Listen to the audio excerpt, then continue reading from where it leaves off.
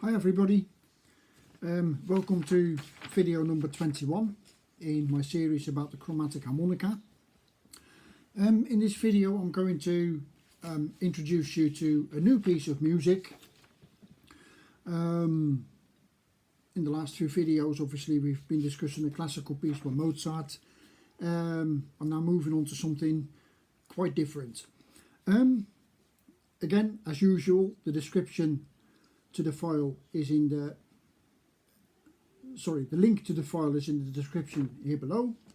So if you want to download it, you can print it off and you get this. It's a piece called Hymne, and it's written by Vangelis, a very famous Greek synthesizer player, very famous back in the 80s and 90s and etc.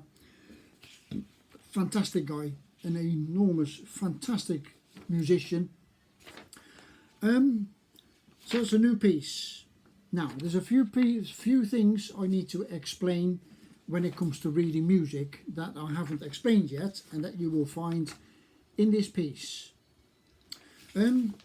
So, before I do that, there's a few things I need to explain. First of all is what's called a lead-in bar, or officially named an anacrusis. If you look at the very start of this piece, you will see there's just two notes there, and then you get a full bar, etc. Full bars all the time. This first bar has only got two notes, a count and a half. That is called a lead-in bar. It sort of leads you into the music. You will only find these bars at the very beginning of a piece. The official name is an anacrusis, but I'd like to prefer calling it a lead-in bar. What this means is you just play a note and then you start counting. Ta-dee, 1, 2, 3, ta-da-da, etc. So it's just, can be any kind of note, but usually it's shorter than the normal bars. So that's a lead-in bar. Ta-da, 1, and that's where you start counting. So much about the lead-in bar. Then you will also notice that this piece has got a rather strange rhythm, and it's called a 9/8. I've briefly explained this rhythm in my last video about different rhythms, but this piece is really very easy to play. It really will come naturally to you as long as you count it correctly. And obviously that's the thing with reading music, you have to count all the time. Now, how do you count a 9/8 beat? If you find it, by the way, just as a little sidetrack, if you try to find the music for Hymne by Vangelis online on the internet, usually you'll find it in a 3/4 rhythm. I personally think that doesn't work. I've tried it many times, and to me it really is a 9/8 rhythm, and I also believe it makes it much easier to read and to count along. Excuse me. So anyway, how do we count a 9/8 rhythm? First of all, you need to realize that we're counting the eighth notes. So these notes count as 1, and this normal note counts as 2. 1 2 1 2 1 2 1 2 1 2 1 2. So it goes, the counting goes twice as fast as with normal notes, because you count the eighth notes, not quarter notes. So these are quarter notes, you don't count them, so actually they count as 2 eighth notes, and all of these is 1 count. How do you count? Again, it's 9 eighth notes, and you can split that up into 3 threes. 1 ta ta ta da ta ta da da, 1 ta ta, 2 ta ta, 3 ta ta, 1 ta ta, 2 ta ta, 3 ta ta. And every sound I just made is 1/8 note. get this in your head, I would suggest to listen to a YouTube video of this piece, Hymn by Vangelis, and try to count along in 3 threes. 1 ta ta, 2 ta ta, 3 ta ta, 1 ta ta, 2, etc. Try to count along like that. And I believe if you can do that, then it just makes perfect sense. It just comes together.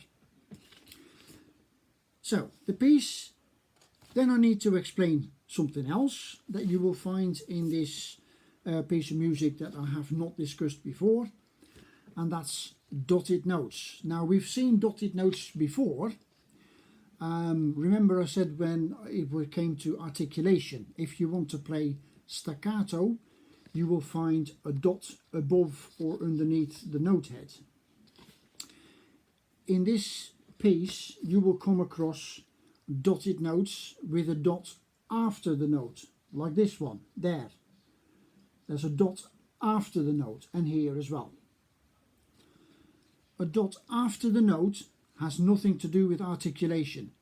In fact, this piece hasn't got any kind of articulation in it. And that's going to sound strange because you'll see a bow here in the first line, but it's nothing to do with articulation. It's everything to do with helping you count. So, what are dotted notes? A dotted note makes the note longer by half of its value.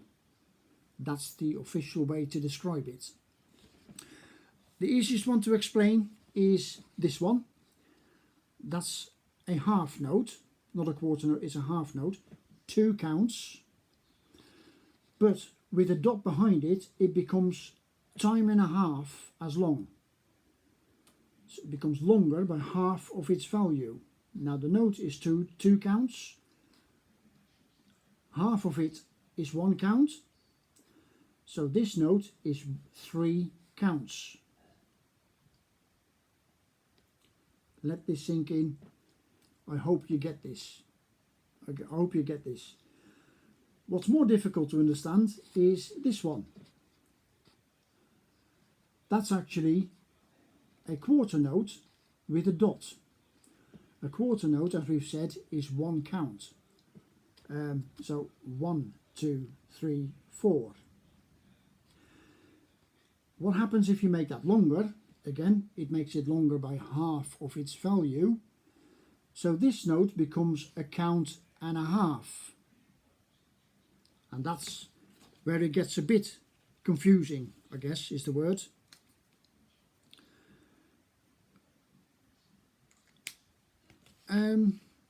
So, where is this used? How do you use and how do you count a dotted quarter note?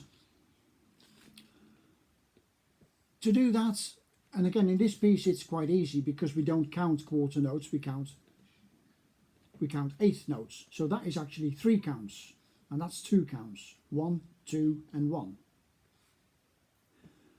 So in this piece it's quite easy, but normally in a 4/4 beat, if you come across something like that, it's quite difficult to sort of count. 1, 2 and 1, 1 and 2 and 3 and 4 and 1 and 2. 1 and is this note. 1 and 1, 2 and 1, 2 and 1 and 2 and 1 and 2 and. That's how you count a quarter note with a dot. How is this used? Usually it's to give it a bit more flavour, I suppose is the word. So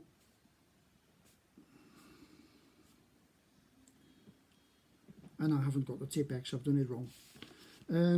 Sorry, just a sec.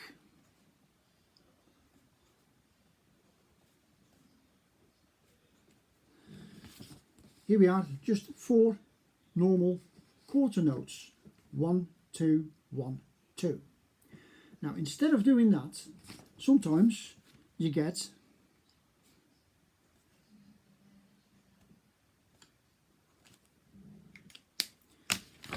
this, a dot, an eighth note, a dot, an eighth note. Ta, ta, ta, ta. Instead of ta, ta, ta, ta, this note becomes longer and that one becomes shorter. Ta, ta, ta, ta, ta, ta, ta, ta. Get your head around this, but just, you don't, I think if you play this piece of music, hymn, it'll come to you naturally. Then another thing that you will find in this piece, and again that is something we've spoken about in articulation, is a bow between two notes. That means in this case you play those notes together as one. And because they are the same notes, it's an E and that's an E, so they're both the same notes. You continue playing one note. Da, like that, non-stop.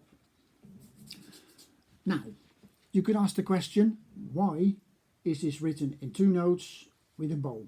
Why can't you write a note that's 5 counts long?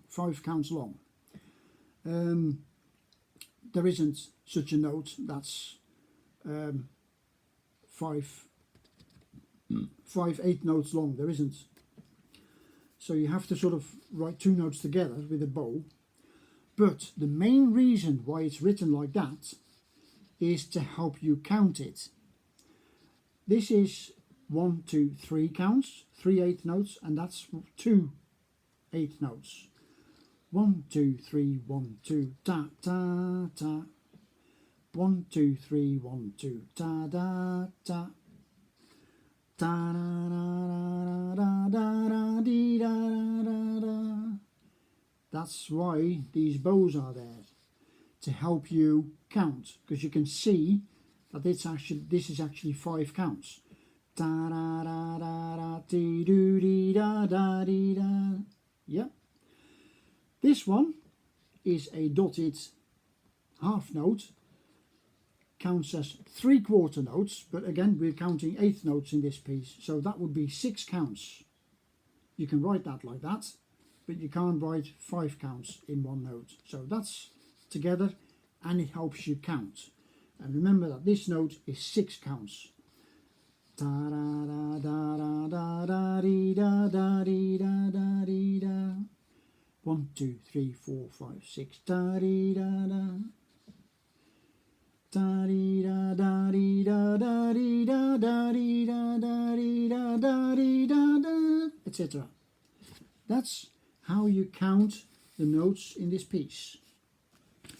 That's the first thing I want to explain before I introduce you to the rest of this piece.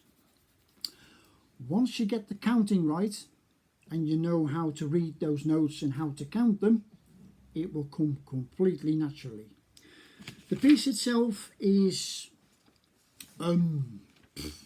very repetitive. Very repetitive. It's like a theme and it repeats itself all the time. It's actually quite easy to play because basically all you're doing is playing like a scale. Do dee da dee do dee da da dee dee da do da dee do da do dee do da dee da da. It's like a scale. Very simple. If you can play the cake, this is actually written in the key of C, so you don't need a slider, just all the normal notes. And this is something I'm going to use this to later on, maybe in my next 2 videos further from this or something, to have a discussion about playing in different keys. And this piece is perfect to learn to play in different keys. So that's also the reason why I'm introducing you this. As I said, the piece itself is quite repetitive. It's a theme that repeats over and over and over again. And this is very clever musical psychology that Vangelis is using here. Because when you listen to this piece, you can't help thinking, oh, come on, get to the end. Please, please come to the end. Is it going to stop? Is it going to come to the end? No, it's going to go again. That's really generally the feeling that you get with this piece. And then when it's finished, you think, I wish that lasted a bit longer, but it's really very clever musical psychology that Vangelis is using here. Very clever. Again, I've always said that music by Vangelis is deceptively simple. It sounds incredibly simple, but there's always a catch to it. There's psychology going on, there's all sorts. Very, very clever, very nice piece of music.